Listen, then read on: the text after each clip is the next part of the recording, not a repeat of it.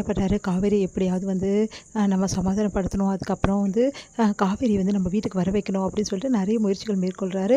அவங்களுக்கு வேலையெல்லாம் ஏற்பாடு பண்ணுறாரு. ஆனால் அதை கண்டுபிடிச்சி வந்து காவேரி வந்து திட்டிட்டு போயிடுறாங்க விஜயை. அடுத்து வந்து அவங்க ஃப்ரெண்டு கிட்ட மூலமாக வேலையை ஏற்பாடு பண்ணுறாரு. அப்போது விஜய் வந்து கண்டுபிடிச்சி வந்து காவேரி என்ன செமையாக திட்டுறாங்க. என்ன நினச்சிட்டு மனசில் இதெல்லாம் பண்ணிங்கன்னா அவ்வளோதான் சொல்லிட்டு வான் பண்ணுறாங்க. என்ன பண்ணுறது தெரியாமல் விஜய் வந்து தவிச்சிட்டு வராரு. இந்த சூழ்நிலையில் காவேரியோட வீடு எல்லாருமே ஷிஃப்ட் பண்ணி வேறு வீட்டுக்கு போகிறாங்க. ஹவுஸனோட ஒய்ஃப் எல்லாம் வந்து காவேரியோட ஃபேமிலி கூட ரொம்ப சந்தோஷமாக வந்து பேசுகிறாங்க, பழகுறாங்க. இதனால் வந்து சாரதாவை ரொம்ப சந்தோஷப்பட்டுட்டு இருக்காங்க.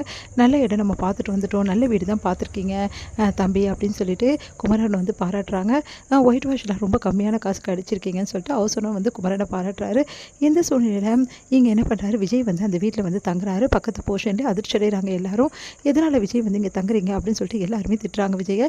என் பொண்டாட்டி எங்கே இருக்காளோ அங்கே தான் நான் இருப்பேன், நான் இங்கேருந்து போக மாட்டேன் அப்படின்னு சொல்லிட்டு விஜய் அடம்பிடிக்கிறாரு. இந்த சூழ்நிலை காவேரி வந்து விஜய் வந்து டீஸ் பண்ணிகிட்டே வராரு. காவேரி வந்து வேணும்னே வந்து வெறுப்பெடுத்தது. காவேரி குட் மார்னிங் சொல்கிறது, குட் நைட் சொல்கிறது, அப்படியே காவேரி பார்த்து பார்த்து தூரத்துலேருந்து ரசிக்கிறது, அந்த மாதிரி வேலைகள்லாம் வந்து விஜய் செஞ்சிட்ருக்காரு. இதனால் காவேரி வந்து வெளியே வந்து வெளிப்படையாக வந்து காவேரி வந்து அவர்கிட்ட கோவப்பட்டாலும் மனசுக்குள்ளே வந்து அவங்களுக்கு ஒரு விதமான சந்தோஷம் உருவாகுது. அதனால் வந்து இந்த விஷயத்தை வந்து நம்ம கங்கா கண்டுபிடிச்சிடுறாங்க. காவேரி உண்மையிலே சொல்லி விஜய் இங்கே வந்து தங்கியிருக்கிறது உனக்கு சந்தோஷம் தானேன்றாங்க. அதெல்லாம் ஒன்றும் இல்லைக்கா, எனக்கு அப்படிலாம் தோணல, என்னை வீட்டை வந்து நல்லபடி ஆக்கணும், அம்மா பேச்சை கேட்கணும் தான் நான் நினைக்கிறேன் அப்படின்னு சொல்கிறாங்க. அதை கேட்டு வந்து பொய் சொல்லாதடி, உன் மனசில் ஃபுல்லாக விஜய் தானே இருக்காரு, அதனால் விஜய் இங்கே வந்து தங்கினது உனக்காக வந்து இவ்வளோ கஷ்டப்படுறது எல்லாம் உனக்கு சந்தோஷம் தானே, பொய் சொல்கிறது நிறுத்துறியா அப்படின்றாங்க. அக்கா அதெல்லாம் ஒன்றும் இல்லைக்கா, எனக்கு தெரியாதா உன்னை பற்றி அப்படின்றாங்க. ஐயோ என்ன பண்ணுறது அக்கா, நான் சொல்கிறது கேளுக்கா, நானும் போய் விஜய் கிட்டே நிறைய வாட்டி சொல்லி பார்த்துட்டு இங்கேருந்து கிளம்புங்கன்னு சொல்லிட்டு அவர் கேட்கவே மாட்டேங்கிறார், நான் என்னக்கா பண்ணேன் அப்படின்றாங்க. நல்லா சொல்லி பார்த்துடி நீ, எனக்கு தெரியாதா விஜய் வந்து உன்னை வந்து அப்படி வந்து ரசிக்கிறாரு, ஆனால் நீ என்ன பண்ணுற, கோபப்படுற மாதிரி கோபப்பட்டு மறுபடியும் அங்கேயே போய் தான் நிற்கிற அப்படின்னா என்னடி அர்த்தம், அப்போது உன் புருஷன் ஒன்று ரசிக்கணும்னு நீ நிற்கிறேன்னு தானே அர்த்தம் அப்படின்னு. அக்கா அப்போலாம் ஒன்றும் இல்லைக்கா அப்படின்னு ஒன்று பயங்கரமாக காதல் பாட்டாக போகுது.